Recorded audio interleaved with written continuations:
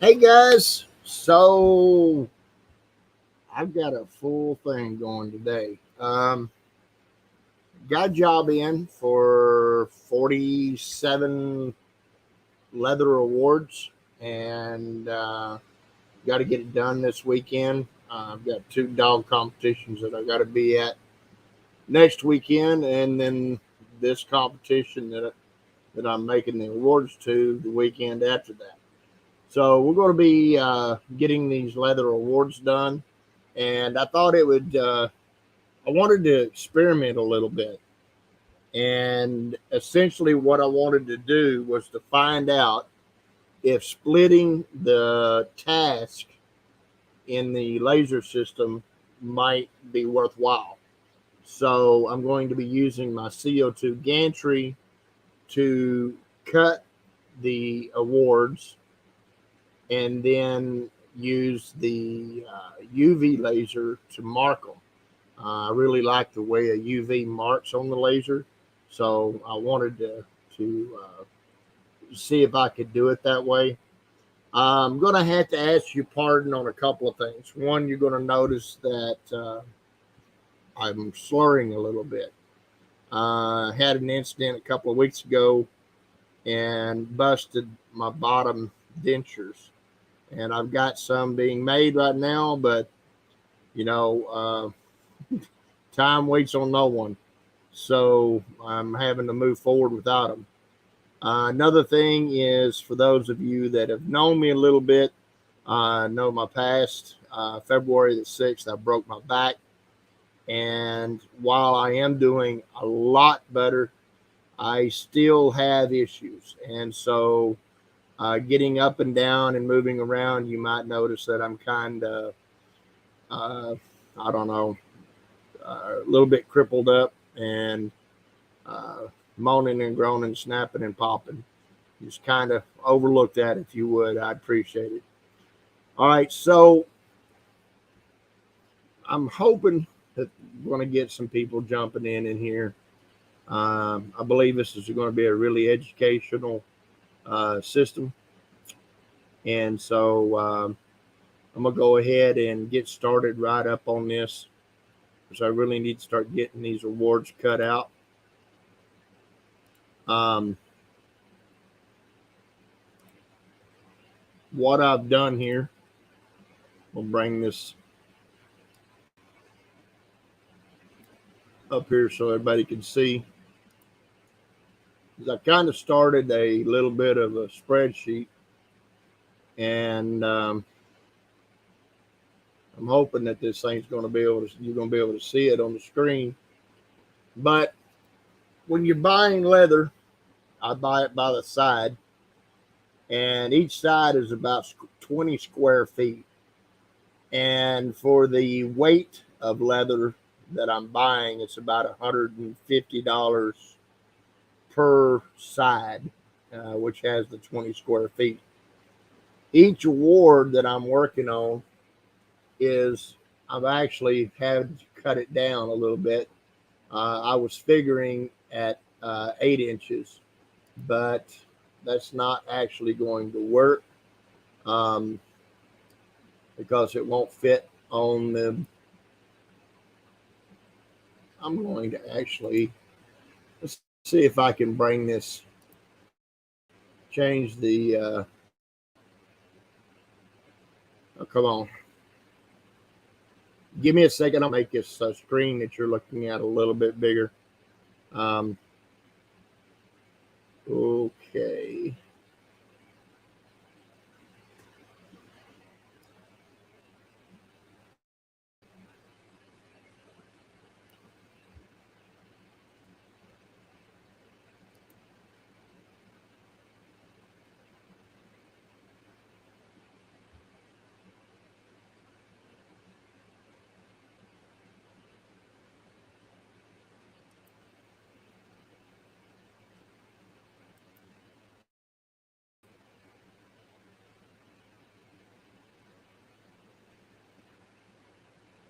That should help some.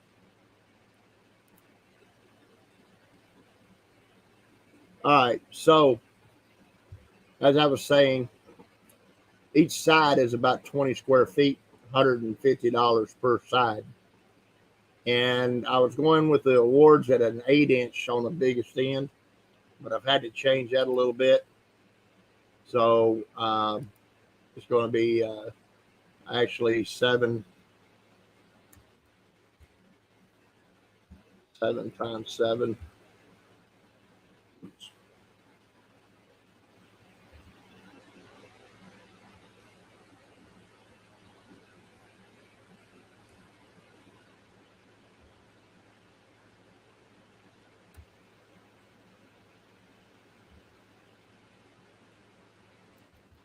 Come on, now. What's the deal here?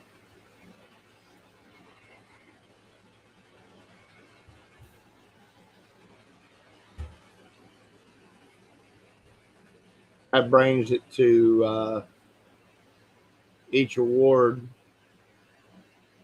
is 49 square inches. Okay. So the way you calculate that is to take 49 and multiply it times the number of awards, and that gives you your total square inches. Okay. Now, if you take your total square inches and divide that by 144, or if you take your total square feet, I'm sorry, and divide that by 144, that gives you your total square feet that you're going to need. So, looking at that, you know that you're going to use at least one side. Now, keep in mind, even though each side is going to have 20 square feet in it, or an average of 20 square feet, that is not going to be blocked out square feet. It's going to have all your natural curves in the legs and shoulders and all that stuff. So whenever you're doing something where you're cutting these awards or whatever, you're going to have quite a bit of waste. As a matter of fact, I would say we'll be probably using every bit of one side, if not having to need to get another side to finish it off. But we're going to see what we get out of this. Now, the way I actually like to cut my sides is to actually take the honeycomb board that I have for the insert for my laser, and I use that as my square, as my template. And I cut each panel the sides of that honeycomb. And so that way to where I can just take my panels, lay them on the laser, and run the cuts off of them. And that way I'll know that I'll always have the right amount of material for that machine. I've also have a bigger machine, but it is only a 40 watt, and it does not have the right kind of air assist for cutting. So I'm not going to use that. We're just going to use my small machine to do that with. Now, let's go ahead and look at my two light burns. So, oops, where'd it go?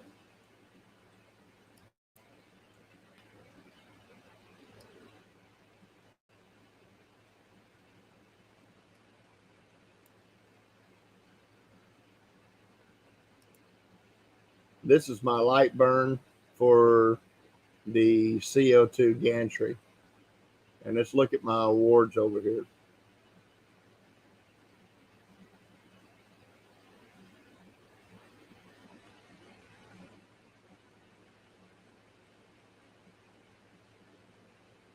So as you can see, I've got the state of Texas. The black line is my cut line. And this red border here is going to be a mark line. And then this is their logo. And National Hog Bay Championship. And then, of course, we've got multiple um, track and treeing and all of that. Each one of these I have set up so that my tallest is going to be 7 inches. Now, I haven't done it on this one yet. I started working on the other one. But I did want to show you something when you're moving clips around on different machines, what can happen, and that's something to watch out for.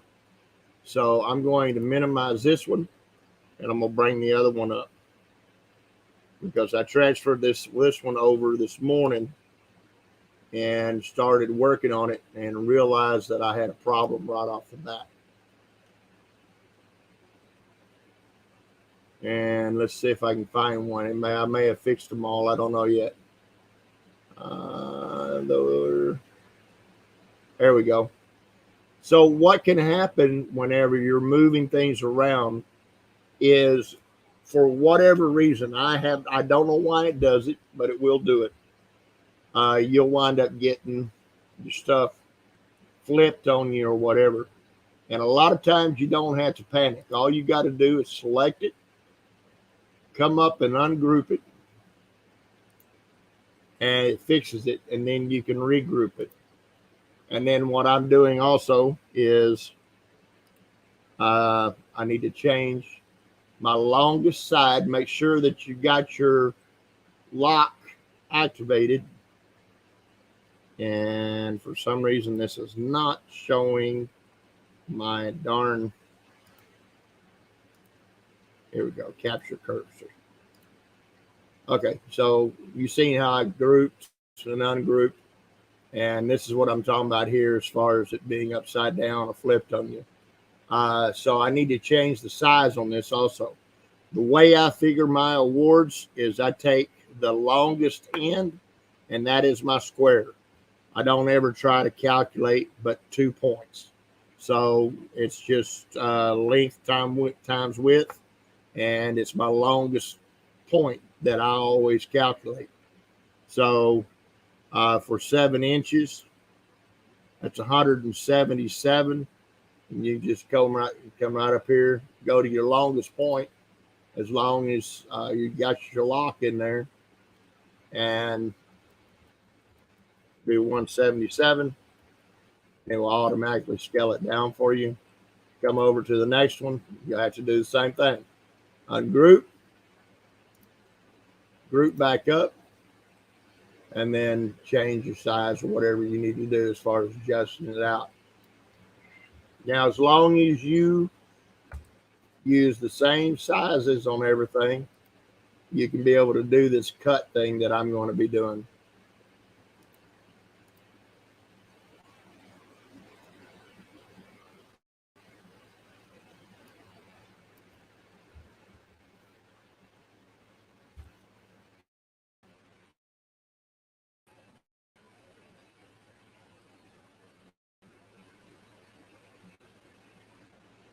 The other thing, of course, you got to watch out for is if you've been doing like I've been doing and getting all of this built up, you may not have everything in the group, but usually that's the cause of this thing flipping like it is.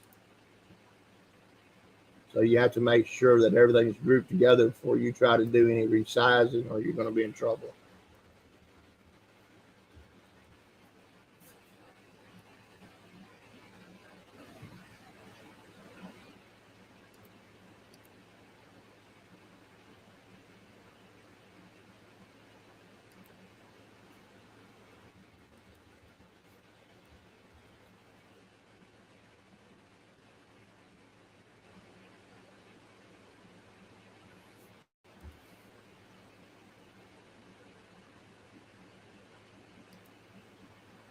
So for those that don't know what a hog bay is, and just so that I don't have anybody might be getting offended, if you've ever seen dogs work sheep, work cattle, what have you, essentially that's the same thing, except that they're working with wild hogs. And for those of you that might be offended, let me remind you of an old show that I would imagine just about anybody in the United States has watched. And it's probably brought some tears to your eyes. And it was called Old Yeller. And if you've watched Old Yeller, then you saw a bay dog, a hog dog. That's what he did. That's what that boy used him for, is to run the hogs up into a hollow where he could get up in there and mark those hogs. That's basically what a hog dog does, except today, now they're actually hunting them. And, but, you know, that's a dog's life are these dogs anyway. These are working dogs. These aren't your little house pets. These are some real gritty dogs. And in this case, they don't bite the hogs. They're not allowed to grab or hold on to the hogs or anything like that. They're just baying up a hog, getting him up in the corner and holding him still. And the competition's all about how long that dog can hold that hog in one place without looking out or anything else. And so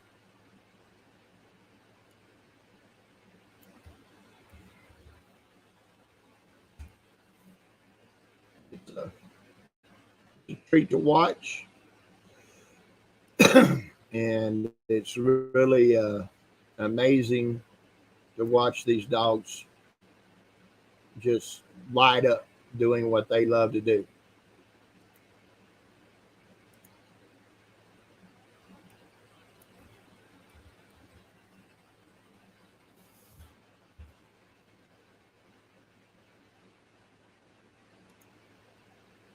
So as you can see, you definitely have to pay attention when you're doing that copy and paste and moving stuff around from one machine to another machine. It can really mess you up.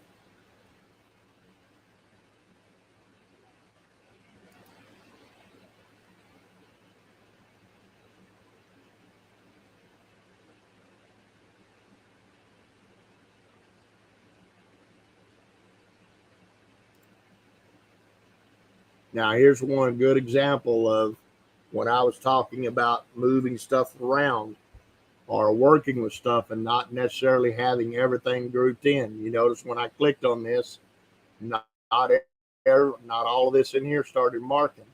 So you have to back up, come in and with your light burn, draw your square over your item so it marks everything, group it, and then size it if you need to size it.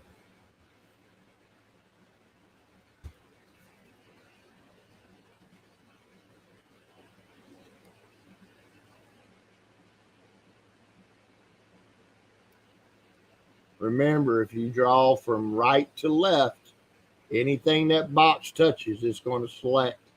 If you go from left to right, then it has to be fully enclosed in that box for it to select it.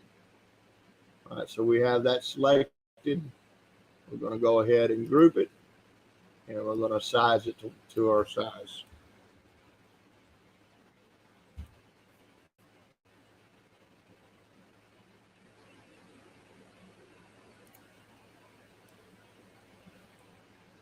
Now, the reason I'm doing all of this before I even get started is so that I don't miss something. I've done it numerous times. I try to jump ahead, get out of step with everything, and it always gets me in trouble.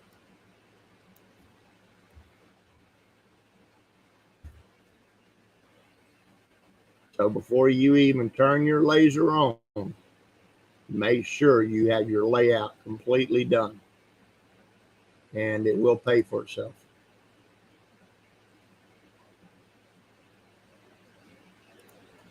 It seems that for those images that were fully grouped in. For whatever reason, the text is what flipped on me. If I had it all grouped in and I copied it from my other workplace to this one, is when it done it. I don't know why. It just did it. All right, so we grouped 177.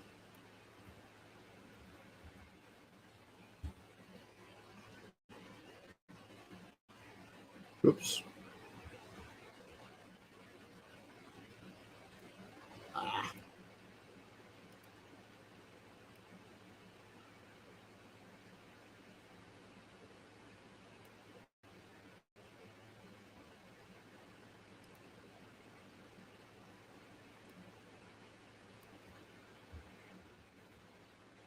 I have not adjusted my power or anything for these.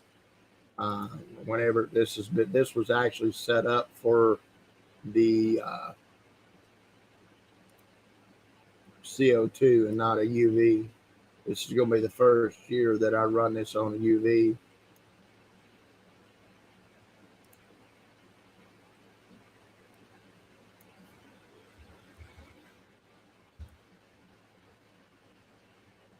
Obviously, I'm not going to try to use the UV to cut.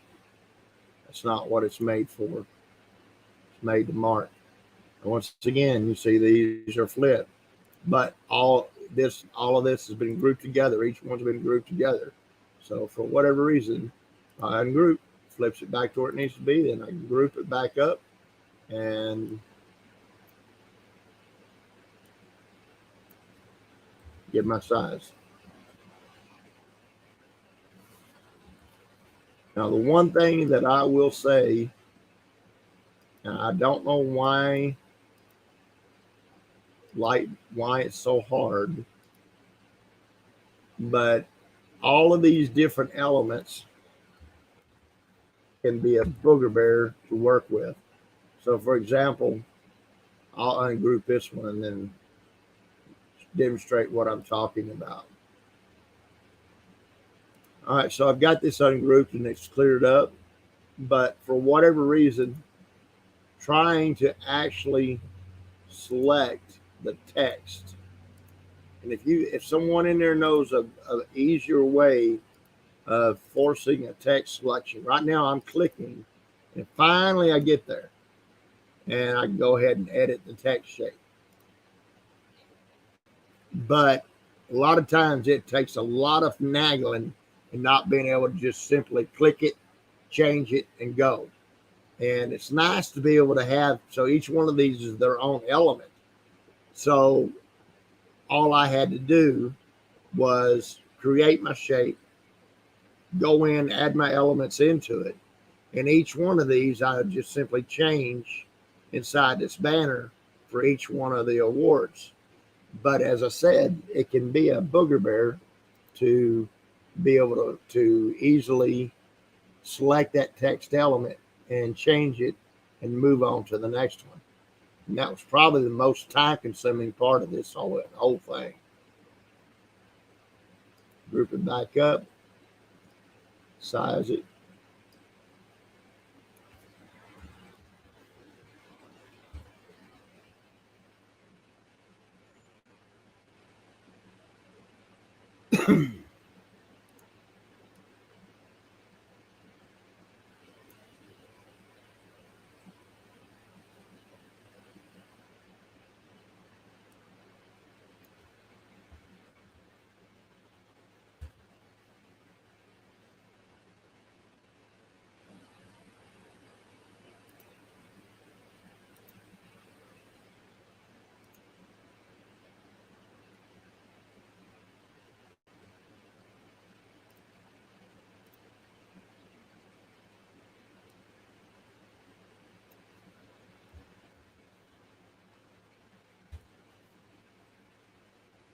Oops.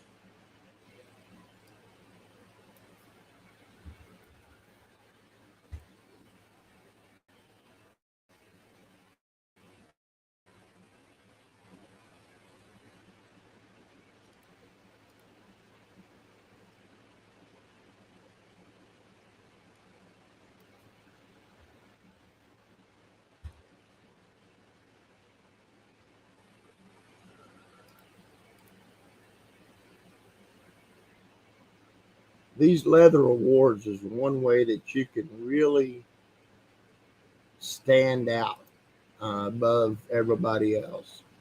Uh, they're unique. Everybody, especially in these dog shows, they have all of the, everybody gets the ribbons and um, the plaques and what have you. But a leather award like this, it's uh, it's something you don't see every day, and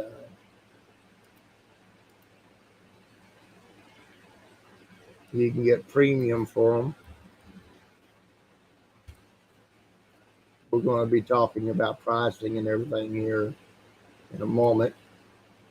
I guess I can be talking about pricing while I'm doing this. Um, so I do see that question come up a lot. How much do I charge? How much do I charge? And the short answer, or the proper answer, is that no one can really tell you what to charge. Fact is, what you need to look at is your local demographics and look at what the wages are in your area and charge accordingly. Most of the time, it's 3 to 4 times per hour what an average person is making. So, if your average pay in your area for a professional employee or a skilled craftsman is $15 an hour, then that's what you charge. It's 3 times 15. And that will usually give you, as far as your per hour rate, a good number. And then you figure your materials into that.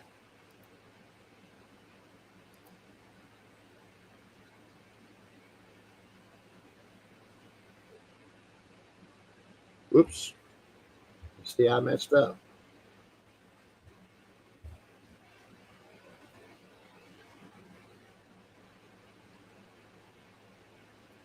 For some reason, it didn't select all of it. There we go. We need to group all of that.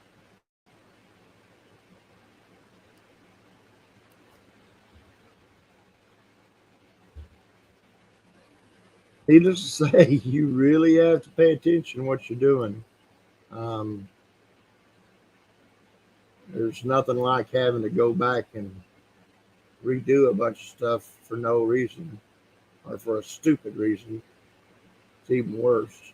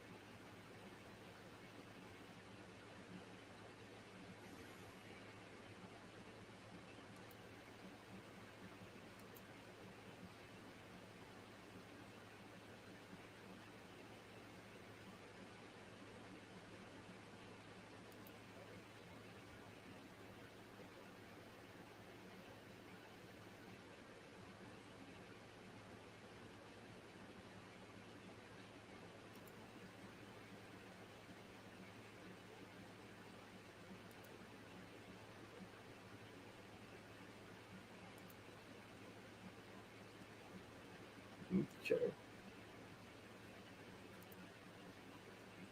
Well, hopefully there'll be more people coming in pretty soon. If not, that's fine. I knew what I needed to do and thought I would share it with you guys. I know some of you got your own things to do, and I know this can be kind of a little bit boring for a lot of people, but this is real. I mean, you're designing this work, you're getting it done, and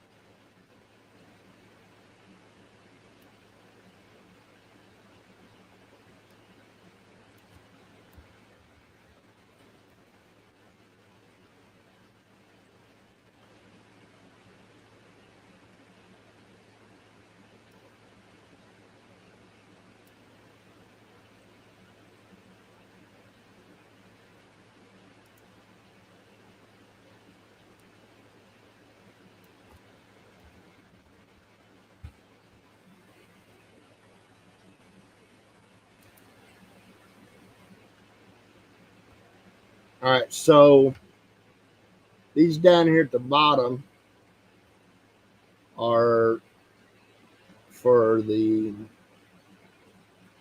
best in the year national championship. I'll need to change some text and stuff on it.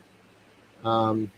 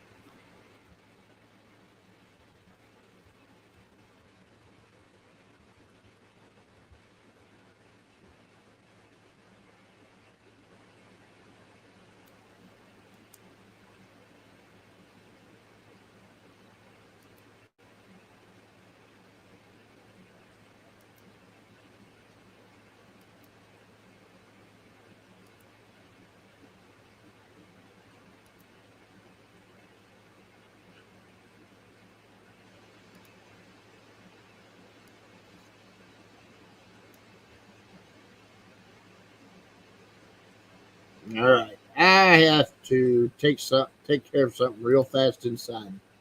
I keep getting a text from my wife. Sorry, I'll be right back.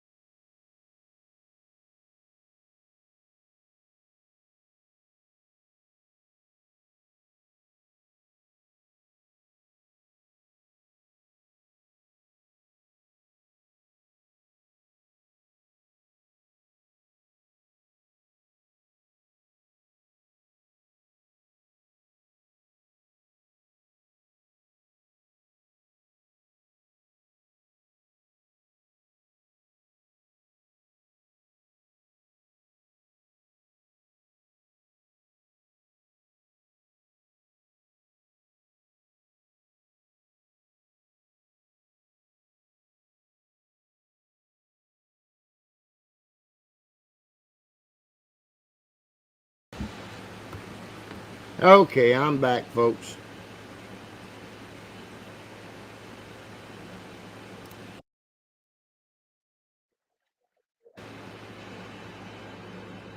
So, all right, let's get this out of the way, and I'll change the camera to my ugly mug. All right, so the next part of the operation is actually getting these panels cut, I guess. I need to get all the panels set up. I want to get a few of them cut, get them in the CO2, and start actually doing the production on this. I'll change the sizes on the CO2 here in a second. The nice thing about the CO2 part of it is I only need to worry about whatever will fit on one panel. Once that's sent over, then I'll just have to redo the job. So, get my pen. And by the way, folks, for those of you that do work in the leather, I'll give you a nice little tip.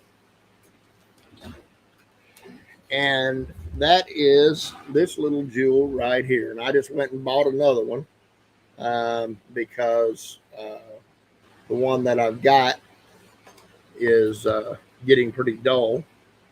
And unfortunately, I haven't actually been able to find the blades. But this thing does real nice on leather. Um, it's much easier to work with.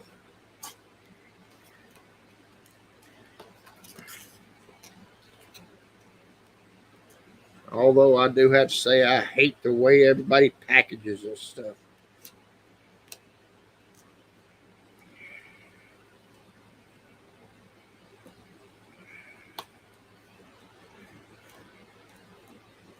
Good Lord.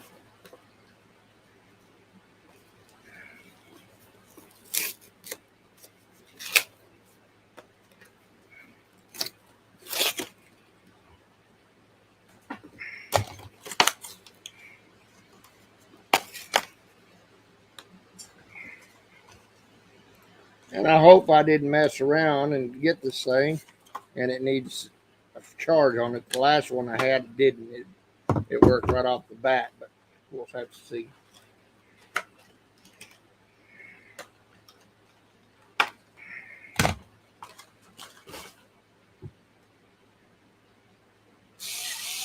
Yeah. So it's got a little rotating blade on there, and you have to hold the safety button down and then click on it.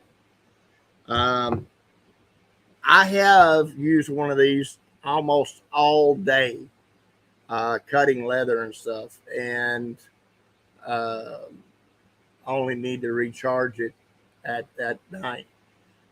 So for that thicker gauge leather and stuff, it's a lot easier than trying to use a knife or hand shears, and makes a much cleaner cut and really blasts through. So I'm gonna go ahead and get this started. Um, kind of see if maybe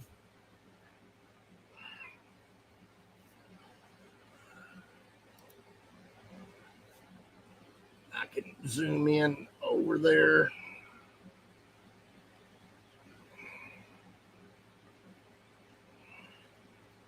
That's kind of my cutting table.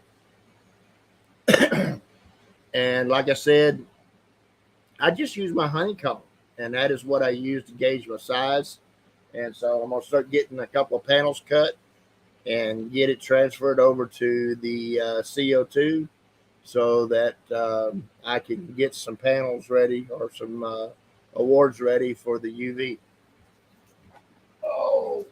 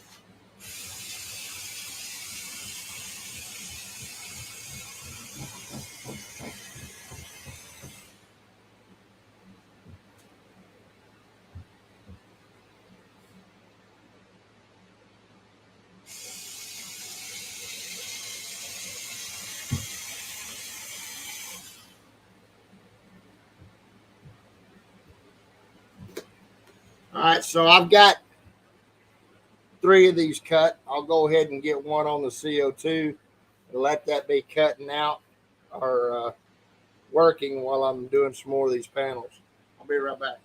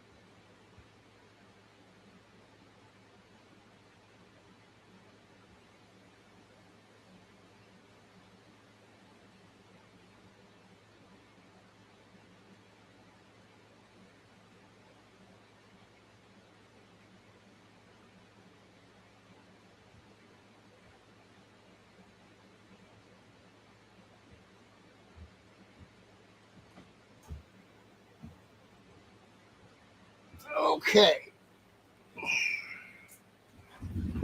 let's get my CO2 set up.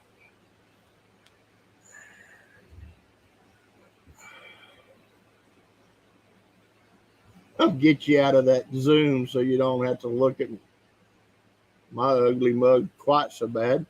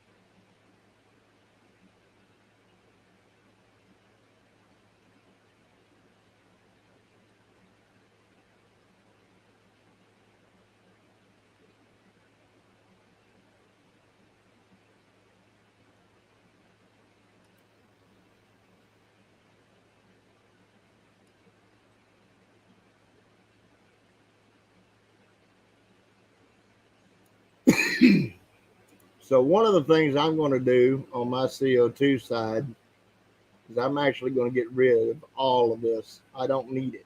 Okay. All this is going to be doing is cutting the outline. I've already got it over onto my UV side, and you'll notice how everything is just running very, very slow. The more you get rid of this excess, the better off you're going to be. Immediately you've seen the difference. All right, so again, all I need is this black outline right here. Okay, so we're gonna ungroup and click on my cut line, duplicate it, and drag that out of there. And the rest of this stuff is trash. Well, hold on a minute. I don't know why it's doing that, but anyway.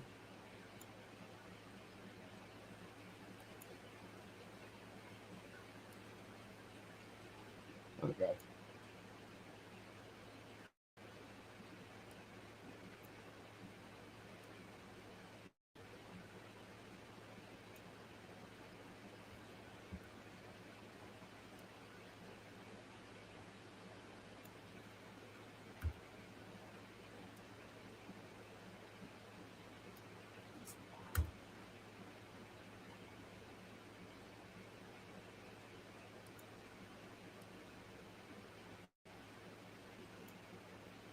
So let's change our size to 177. And let's get in here and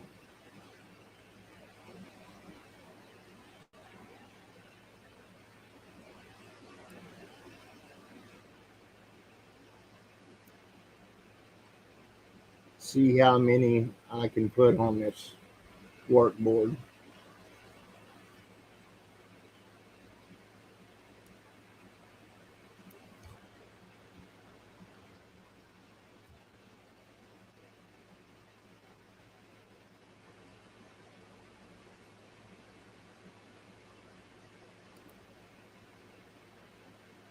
Okay. Duplicate.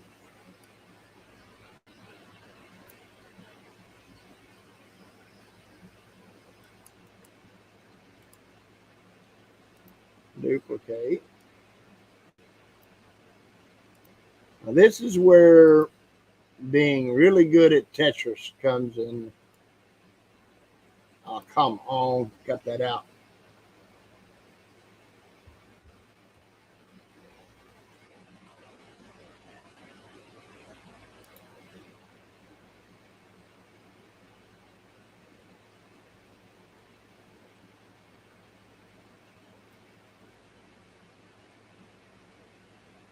By the way, guys, a little trick. I'm going to show you something real fast.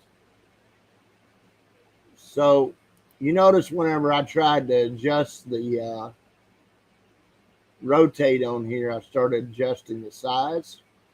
Well, if you come right down here to the very bottom of light burn, you'll see some switches.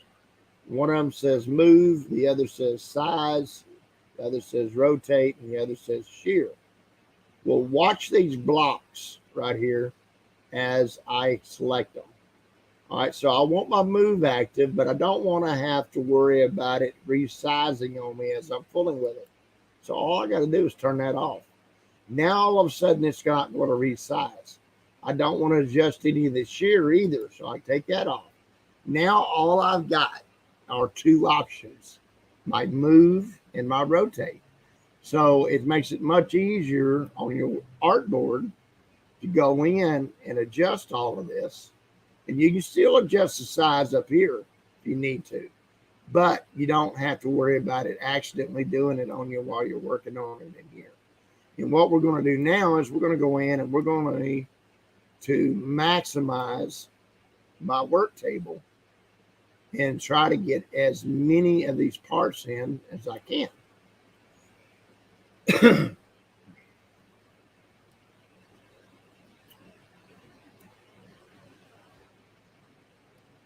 Because the more I get in here, the less it costs me per sheet of material.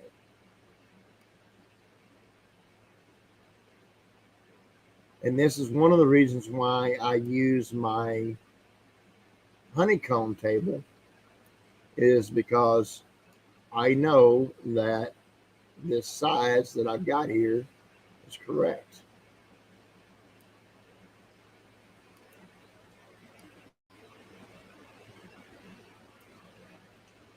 All right, so let's see. How am I going to do this? Most likely, let's flip this image like that. And, oops. Let me make sure I did that right. I need to make sure I didn't just. Yeah, you don't want to do that. You don't want to do that.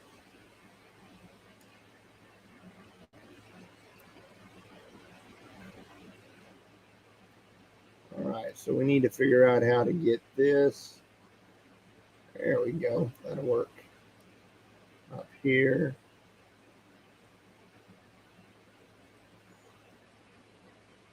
You do want to be, you can get away with this a lot more in your cut than engraving, because your machine's going to be running slower. So you don't have to worry about it going out of bounds. But I was going to say that you want to be careful. If you get too close to your edges here, you're going to get that error message. All right, so we need to duplicate again. This is actually going to work out really well. The first set of awards I did on these, did them quite a bit larger, and I lost quite a bit of material.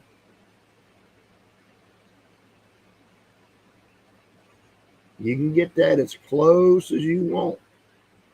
As long as you're not overlapping, you're good. All right, let's do another duplicate. Looks like I'm going to get 6 of these out of the panel. I love that. I don't know, maybe not. We'll see. Let's bring this one this way. Let's see. It'll let me. Oh, yeah. Get this a little closer here.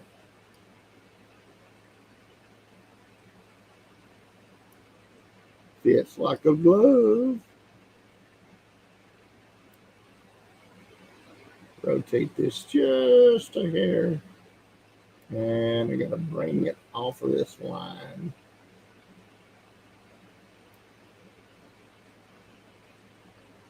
All right, and let's see if I can squeeze one more on here. Oh, looky there, looky there, looky there. I like that. So we're gonna have 6 of these Texas designs on each panel. Now let's go in and look at our cuts. All right, so we really got to slow this down. Whoops. As a matter of fact, I'm going to bring it down too, because this is pretty thick leather. I'll try at 75.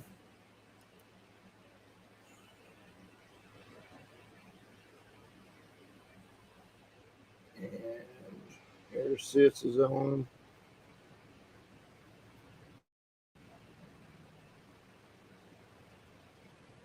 I really don't like running my machine at 80, but I'll do it. Turn tabs and bridges off. I don't need any of that. And push OK.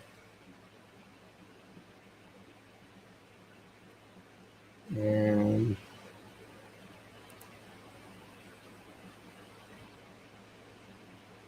double check, make sure I'm not overlapping anywhere.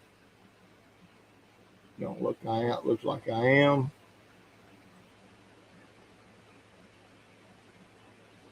And double check our sizes. Oh, you can't do that,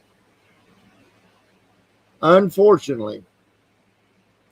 And why they won't change this, because I've actually questioned it before too, It was told basically flat out no. But what we can do is actually duplicate this. So I'm not going to change my setup again. Bring this over, square it up, and this will give me my true dimensions. So 177 by 168, 944. And look at this one here.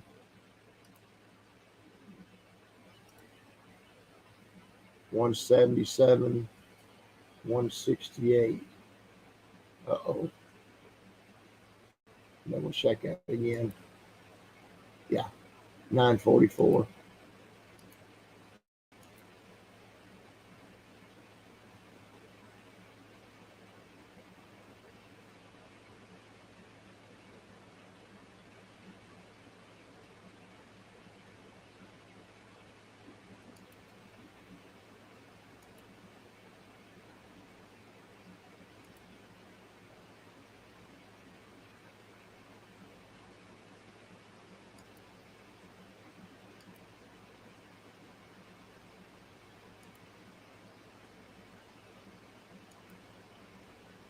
All right, so what we'll need to do is the thing about it is, if you watch this number right here, watch what happens when I just make little micro adjustments. See how it changes? So we should be okay. I'm not going to, we're going to see how this looks whenever I run it on the laser, on the UV. All right, so with this outside the work bed, I don't have to worry about anything. This is going to be 6 of these. Got the power set up. And the only last thing I need to really do is check my frame just to make sure that I've got those panels in there where it needs to be. Oh.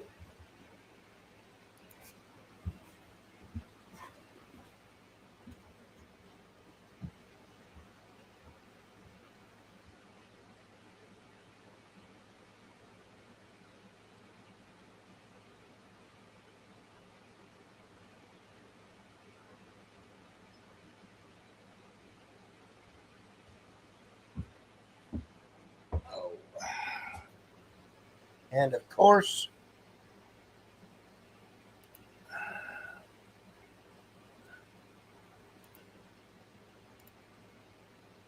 that don't work good. Make sure you have that rotary turned off. That's what I was using it last time for. All right, now let's try.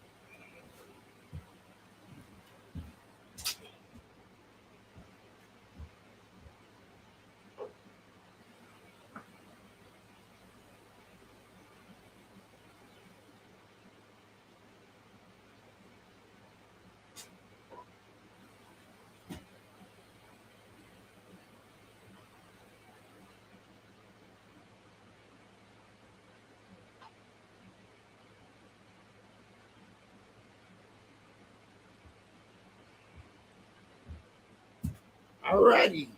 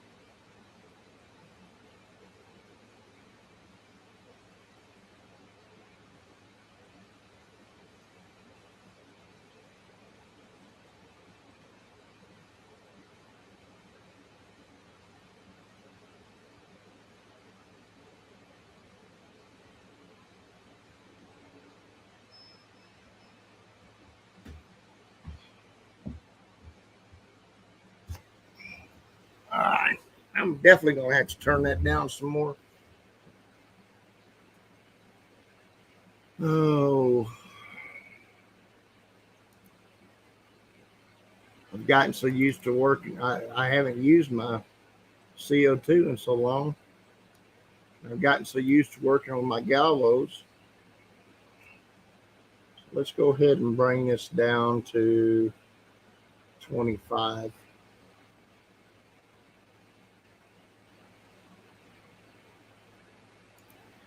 And that's some pretty thick leather. That's some heavyweight leather.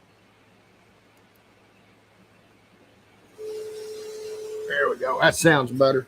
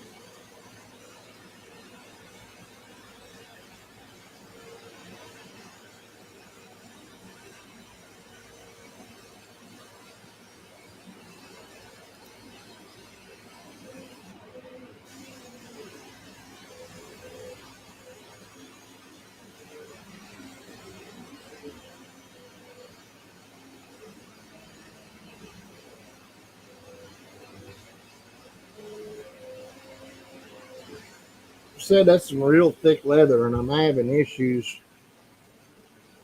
uh, getting my speed right. I got it slowed back down some more. And we'll see what happens.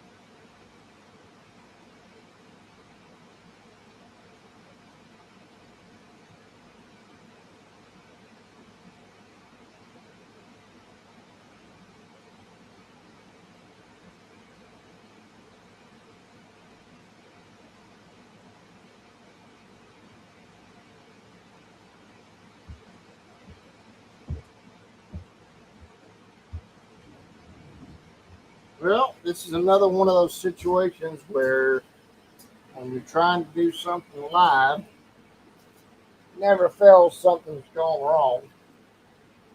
The issue is my lens is cracked. Luckily, I've got another lens. It's not the right same size, but I'll work with it.